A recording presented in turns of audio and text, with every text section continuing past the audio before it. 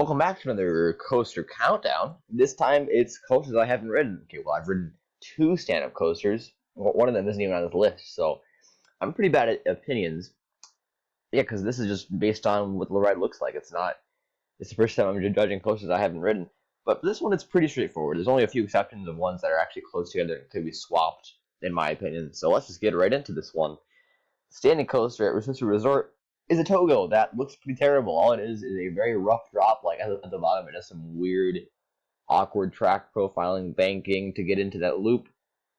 And while the loop may be forceful, that's like all these coasters go upside down. So besides one of them, yeah, that's the whole layout: a loop and a helix. The next one's pretty much the same thing, except it looks a lot smoother, and the loop goes around the lift. I think the last one does too, actually. I think it does, but anyway. This one has a standing train and a sit-down train, which is really interesting. It's got both of those, like there are 2 queue lines, and you can kind of do them. It's cool looking. But other than that, the ride probably isn't very great. It's probably only 20 seconds of the actual ride. Next one's a Milky Way, another Togo, and it's a dueling one where it duels with the sit-down side. The blue one's the stand-up side, and it's a pretty short ride. But the stand-up side has like 2 or 3 good pops, and very time strong, probably. It's a pretty short ride though, and it kind of I missed a lot of it. So there's that, and it's obviously the best dueling coaster ever. Second only to Windjammer Surf Race, which is amazing, honestly. Anyway, Apocalypse, Six Flags America used to be Iron Wolf at Six Flags Great America. Yeah, first B&M ever, but it's pretty rough. It's got some serious headbanging. Those old B&M trains weren't very good, but the coaster is really, really good. I mean, it has really good theming. Has a great color scheme. Actually, it's pretty good, but the ride isn't very good, so that's too bad. But yeah, seriously, that color scheme looks great. The orange track, the gray and black supports and stuff looks great.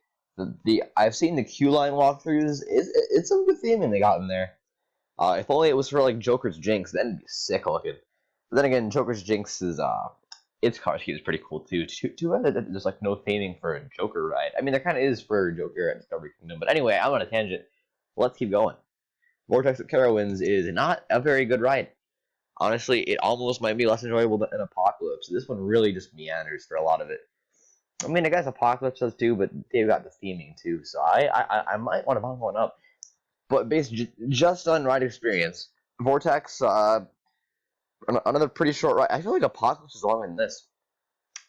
Pretty short ride, no airtime, no hang time. Maybe there's hang time in the loop. I don't know. I don't think so. Could be maybe a forceful loop. It's probably the second or worst B&M along with Apocalypse. So that's probably it. I mean, you might be able to change these 2 around. And it's looking like Vortex is going to get the retheme and the new trains like Patriot will. Pretty soon, because I know I even saw it myself on Snapchat. Carowinds posted it on this story, still standing with the picture of Vortex. So looking like 2018, 2019, we'll see this get converted to a 4-less. So cool stuff. The next one is another Togo. You might be thinking, wow, these Togos can't be that good. But yes, this wasn't that bad. This just had like 3 or 4 solid airtime moments. Like I've heard in point of views of this that wow. People are screaming because they're out of their butts, they're not standing anymore, they're above. Right, and it looks, I mean, it's rough, but for a Togo, it's not as bad as like Manhattan Express or Viper or Windjammer, that kind of thing. This wasn't too bad, and it's got some serious airtime moments. It's got some helixes that pull 70 Gs, no, like probably 3 or 4, but yeah, pretty cool ride. And the next one is Starjet, which is actually better. You're probably thinking, well, it's the exact same thing. Well, actually, no. See, these rides, like Shockwave, Skyrider, King Cobra, and by the way, this one was King Cobra. I mean, was Skyrider at Kingdom's Wonderland, but it was relocated. And this one is just like those, except the trick track, where it kind of just bangs left for no reason, was replaced with an airtime hill, because nobody likes trick tracks. Those are rough. Rip Shivering Timber is trick track, by the way.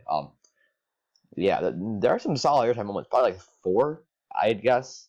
It feels to be on the smoother side. It's got a sitting train and a stand-up train, which is cool. Wouldn't it be cool if they added a sit-down train or a like a slowest train to like a stand-up coaster, like say Riddler's Revenge? What if they added a sitting train to that? That'd be sick. Anyway, A few good airtime moments. Again, a forceful loop and healing is probably 3-4 sustained Bs for a while. Looks pretty smooth than the last one for some reason, because I guess this came after the Shockwave clones. So yeah, but it needs a repaint, as you can see here. It looks pretty chipped and rusty. Anyway, all of these are pretty good after this. Actual Cobra isn't very good. I've heard people that really don't like this coaster, but I think it can't be that bad, because if you've read IncredibleCoasters.com, this guy calls it the most underrated coaster of all time. It is very hated by coaster enthusiasts. I guess the reason that it's rough. But anyway, before the mid-course brake run kind of thing, this is pretty solid looking ejector airtime hill, and he says, golly, stand-up airtime is awesome, and it's very underrated and stuff like that. But it's definitely a bland ride. Like after the mid-course brake run, it just kind of meanders. The loop probably isn't very forceful or gives any hang time. Just look at those trains. Look kind of spooky, kind of old. So yeah, but yeah, that's Cobra. Now they're not. This is actually good either.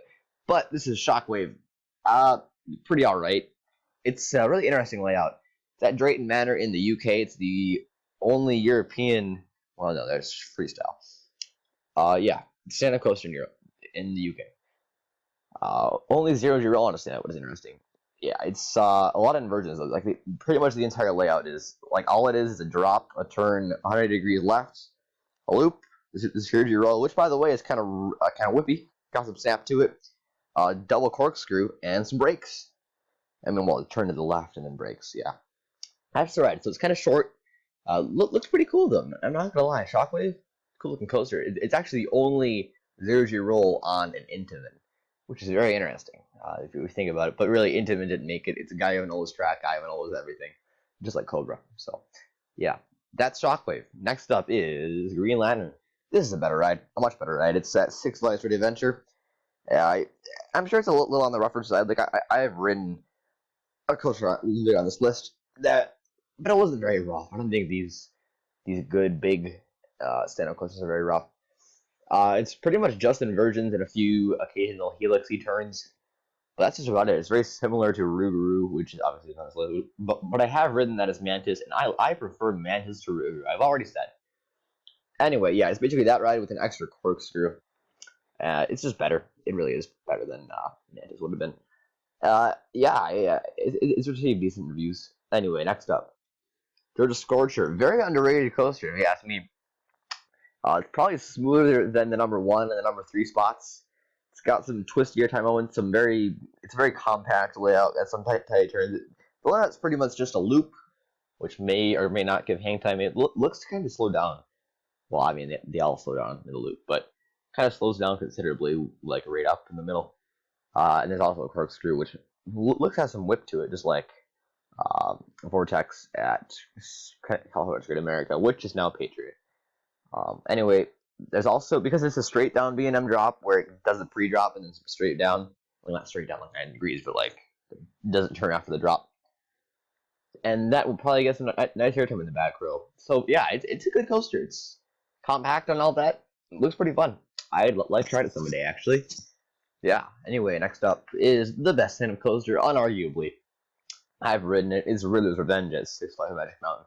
It's awesome. It's radical. It's got a floater airtime hill. Heck yeah.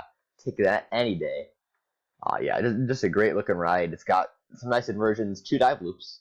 And it's probably it's the most complete layout for a stand-up coaster, if you ask me. It's also a longer ride, probably the longest stand-up coaster. Maybe Green Lantern's longer, I can't really decide.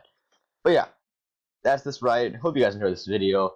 See you guys next time, where we do a countdown that you suggest for me. I don't know. Just give me some ideas here. That was the video. Hope you guys enjoyed. See y'all next time.